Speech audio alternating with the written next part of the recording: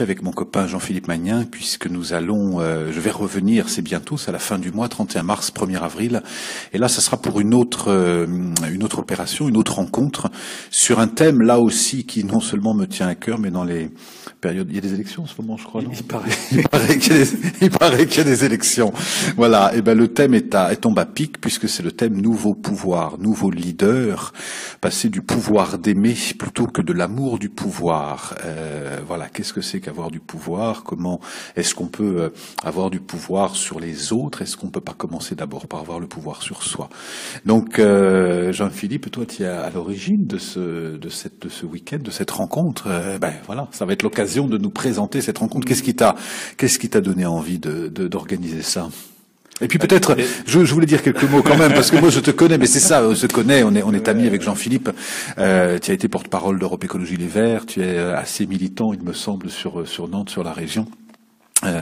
Notamment par rapport à Notre-Dame-des-Landes, c'est un chantier qui te tenait à cœur. Et puis il y a un jour en fait où tu es sorti de ce monde politique, ou alors tu as décidé de voir la politique autrement, ou tu t'es dit qu'il y avait un monde autrement. Tu étais président du conseil régional, vice-président du conseil régional, et donc voilà, tu as fréquenté cet univers pendant des années, donc tu sais ce qu'il en est. 15 ans où tu étais donc porte-parole d'Europe Écologie Les Verts, et puis il y a un jour où tu décides de te rendre ta carte. Qu'est-ce qui a déclenché ça déjà, si on part de ça? J'ai envie de dire, le pouvoir, quoi. Le pouvoir. Le pouvoir, oui, c'est ça. Bah, tu l'as un peu dit, c'est-à-dire le pouvoir sûr est souvent source de domination et de soumission. Tu vois, cette polarité un peu dramatique qui fait qu'une petite minorité domine une grande majorité.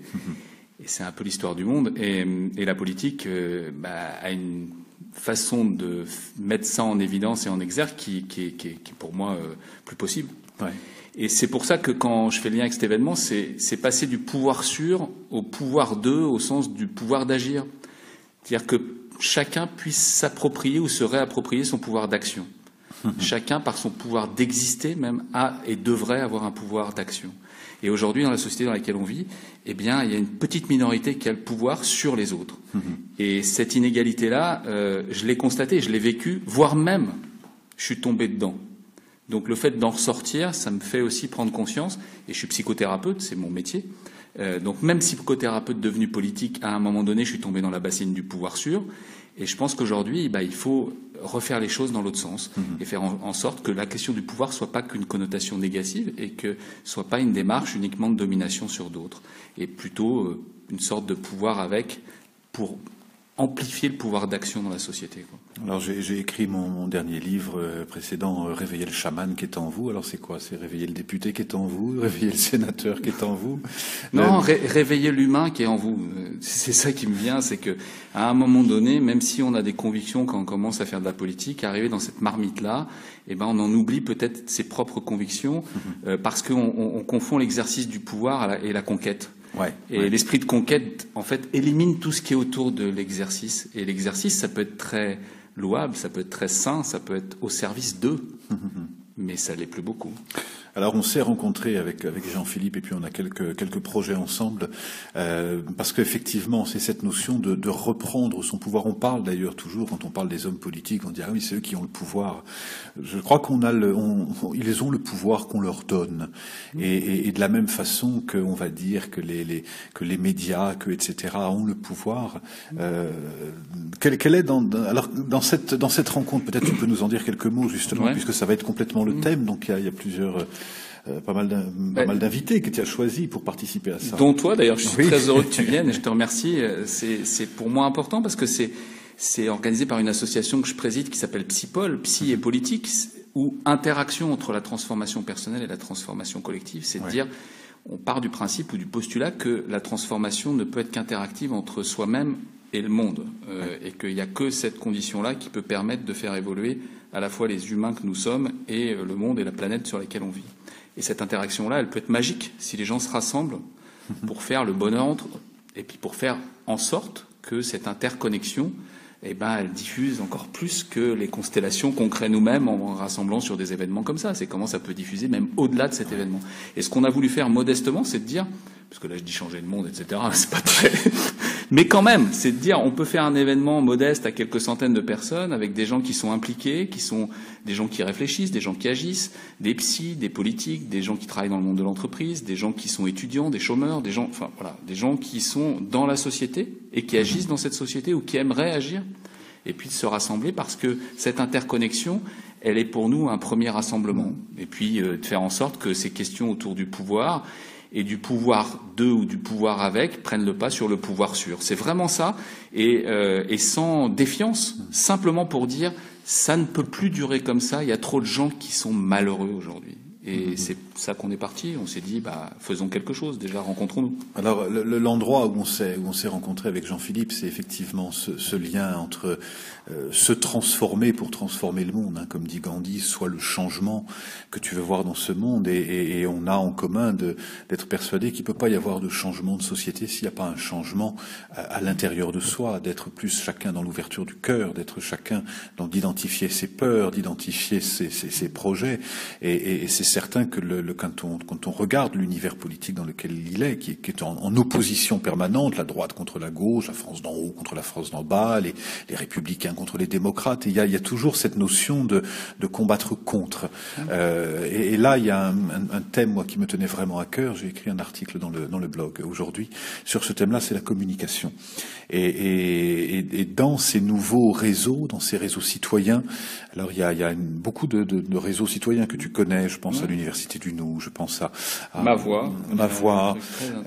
Et l'une des premières choses, la communication connectée, etc. Et la première chose, c'est justement de comment est-ce qu'on peut apprendre à co-créer ensemble en apprenant à s'écouter, non pas pour imposer ses idées, en se disant, et notre ami Alexandre Jardin a fait un gros boulot là-dessus avec les zèbres, le blanc zèbre, partant du principe que c'est sur le terrain qu'on sait faire et que le plus gros travail qu'on a à faire, c'est de communiquer, d'échanger à travers des plateformes, à travers des rencontres, à travers des... Donc ça, c'est une dimension qui te tient à cœur, je crois, et qui va être présente dans cette rencontre aussi, du 31 mars. Et puis il y a un élément que tu connais très bien, qui est pour nous très important, qui est un peu un fil rouge de l'événement, c'est la méditation. Moi, je pratique la méditation depuis quelques années. Maintenant, je l'enseigne dans mes séances de thérapie. Et je trouve que sensibiliser toutes ces personnes qui vont venir déjà et bien d'autres à la pratique méditative, pour justement, j'ai toujours imaginé quand je faisais de la politique, en tout cas sur la fin, 1 minute ou 2 minutes de méditation avant chaque réunion, avant chaque conseil. C'est pas beaucoup d'investi, mais c'est le fait d'être présent et d'être présent à soi pour être mieux en présence de l'autre. Et ce qu'on a voulu faire, et d'ailleurs tu vas animer la première dans nos rencontres, et je te remercie parce que c'est aussi ça, c'est d'être ensemble. Si on commence les rencontres sur ce thème et qu'il y a la moitié des gens avec leur portable et qui sont pas présents dans la salle et il n'y a pas cette connexion, interconnexion humaine, il y a effectivement une société qui nous agresse et on n'arrive pas tous à être présents complètement. Donc la question, c'est comment par la méditation, qui est un outil, une démarche, on va mettre les gens ensemble et présents. Et surtout présent. Ça a été le sens quand on est intervenu, notamment avec Lilou Massé et d'autres pendant les 24 heures de la méditation, avec Terre du Ciel, avec les artisans de paix, etc., qui a eu ces 24 heures au Grand Rex et un peu partout en France. C'est ce qui a permis, notamment avant la COP 21, qui est ce temps, et beaucoup de décideurs, de chefs d'État s'étaient engagés avant les décisions importantes à prendre 1 minute de méditation. Et cette méditation, elle est fondamentale parce qu'elle permet de créer un lien, de créer un lien avec soi, de façon à ce que la décision ne soit pas animée par la peur ou par l'ego, mais soit vraiment animée par le lien, et que ce soit des décisions écologiques, que ce soit des décisions politiques, économiques.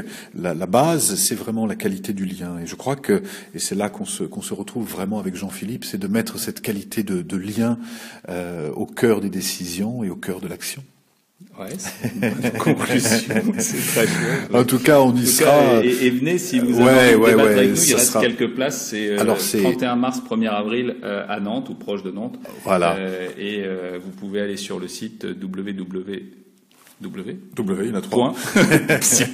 psypol, psypol.com. Voilà, 3W comme la Trinité, le corps, le cœur et l'esprit. On reste alignés. C'est le 31 mars et le 1er avril. Et d'ici là, moi, je vous rappelle que je serai demain, puisque je suis déjà à Nantes et que je serai demain. Attention, tu viens souvent à Nantes. Je viens souvent, mais je m'y plais à Nantes. On y était il y a un mois avec Lilou. Ça a été exceptionnel et j'y serai demain. Je vais faire un atelier demain matin ou une conférence demain matin sur oser parler, savoir dire, et puis une demain en fin d'après-midi sur réveiller le chaman qui est en vous. Donc il y a toujours dans cette continuité de réveiller sa puissance, d'ouvrir son cœur, d'être dans son alignement. En tout cas, c'était un plaisir d'être avec toi cet après-midi. Jean-Philippe, bonne soirée à tous. Ciao, ciao. Ciao.